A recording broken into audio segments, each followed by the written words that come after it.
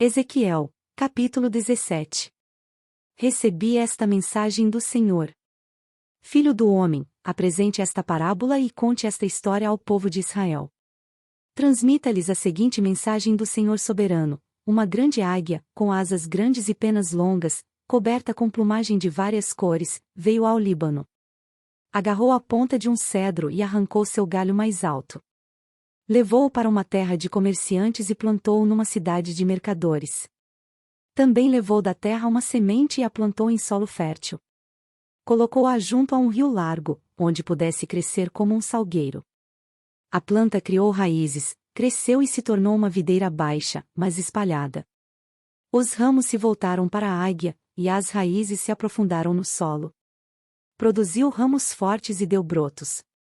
Então, surgiu outra águia, com asas grandes e muita plumagem.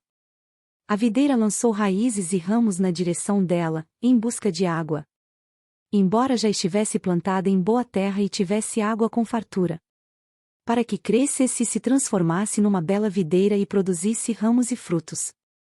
Agora, portanto, assim diz o Senhor soberano: acaso essa videira prosperará? Não. Eu a arrancarei pela raiz. Cortarei seus frutos e deixarei que suas folhas murchem. Eu a arrancarei facilmente, não será necessário um braço forte nem um grande exército. Mas, quando a videira for replantada, acaso florescerá? Pelo contrário, murchará quando o vento do leste soprar contra ela. Morrerá na mesma terra onde havia crescido. Então recebi esta mensagem do Senhor. Diga a este povo rebelde: vocês não entendem o que significa essa parábola? O rei da Babilônia veio a Jerusalém e levou seu rei e seus príncipes para a Babilônia. Firmou um tratado com um membro da família real e o obrigou a jurar lealdade. Também exilou os líderes mais influentes de Israel. Para que o reino não voltasse a se fortalecer nem se rebelasse. Ele só sobreviveria se cumprisse seu tratado com a Babilônia. Contudo, esse homem da família real de Israel se rebelou contra a Babilônia e enviou embaixadores ao Egito, para pedir um grande exército e muitos cavalos. Acaso Israel pode deixar de cumprir os tratados que fez sob juramento e ficar impune? Tão certo como eu vivo, diz o Senhor soberano, o rei de Israel morrerá na Babilônia, a terra do rei que o colocou no poder e cujo tratado ele desprezou e quebrou. O faraó e todo o seu exército poderoso não serão capazes de ajudar Israel quando o rei da Babilônia cercar Jerusalém novamente e destruir muitas vidas. Pois o rei de Israel desprezou seu tratado e o quebrou depois de jurar obediência, portanto, ele não escapará.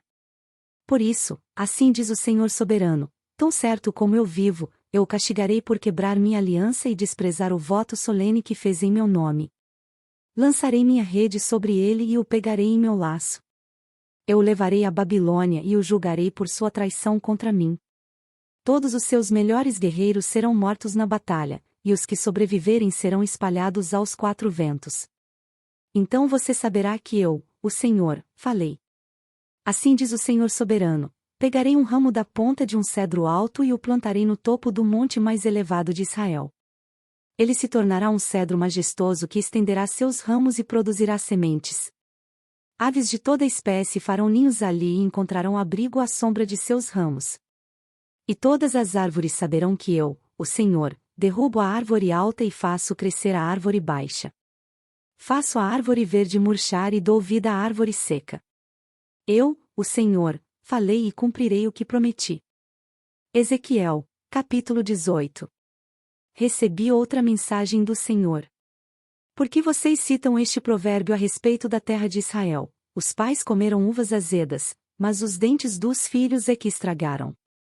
Tão certo como eu vivo, diz o Senhor soberano, vocês não citarão mais esse provérbio em Israel. Pois todos me pertencem, tanto pais como filhos. Aquele que pecar é que morrerá. Suponhamos que um homem seja justo e faça o que é certo e direito. Não participa de banquetes nos lugares de adoração diante dos ídolos de Israel nem os adora. Não comete adultério e não tem relações com a mulher quando ela está menstruada. É um credor misericordioso, que não fica com os objetos entregues como garantia pelos devedores pobres.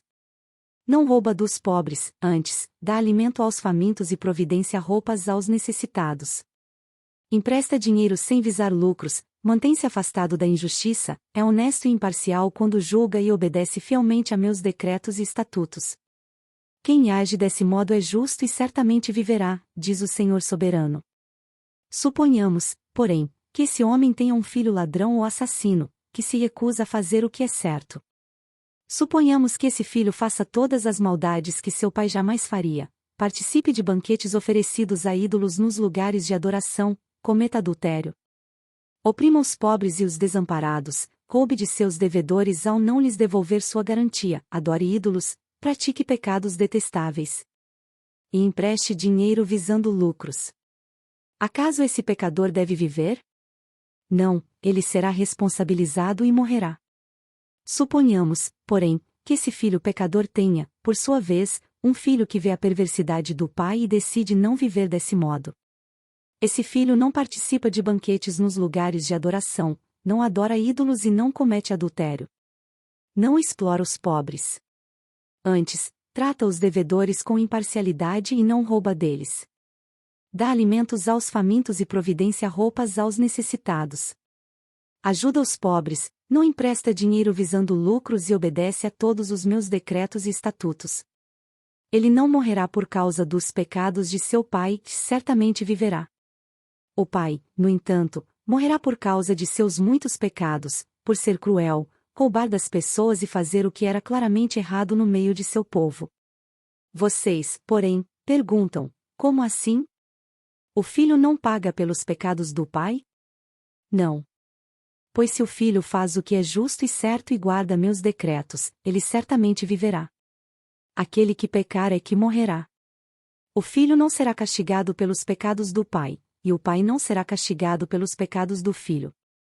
Os justos serão recompensados por sua justiça, e os perversos serão castigados por sua perversidade. Mas, se os perversos abandonarem seus pecados e obedecerem a meus decretos e fizerem o que é justo e certo, com certeza viverão, e não morrerão. Todos os pecados que cometeram no passado serão esquecidos, e eles viverão por causa de seus atos de justiça. Vocês acham que eu gosto de ver os perversos morrerem, diz o Senhor soberano. Claro que não. Meu desejo é que eles se afastem de seus maus caminhos e vivam. Contudo, se os justos se afastarem de sua justiça, cometerem pecados e agirem como outros pecadores, deve-se permitir que vivam? Claro que não. Todos os seus atos de justiça serão esquecidos, e eles morrerão por causa de seus pecados. Vocês, porém, dizem: o Senhor não é justo. Ouça, ó povo de Israel, quem é injusto, eu ou vocês? Se os justos se afastarem de sua justiça e cometerem pecados, morrerão por causa disso. Sim, eles morrerão por causa de seus pecados. E, se os perversos se afastarem de sua perversidade e fizerem o que é justo e certo, preservarão a vida. Eles viverão, pois pensaram melhor e decidiram se afastar de seus pecados. E, no entanto, o povo de Israel continua a dizer: o Senhor não é justo. Ó povo de Israel, vocês é que são injustos, e não eu. Portanto, julgarei cada um de vocês, ó povo de Israel, conforme suas ações, diz o Senhor soberano. Arrependam-se e afastem-se de seus pecados, e não permitam que eles os derrubem.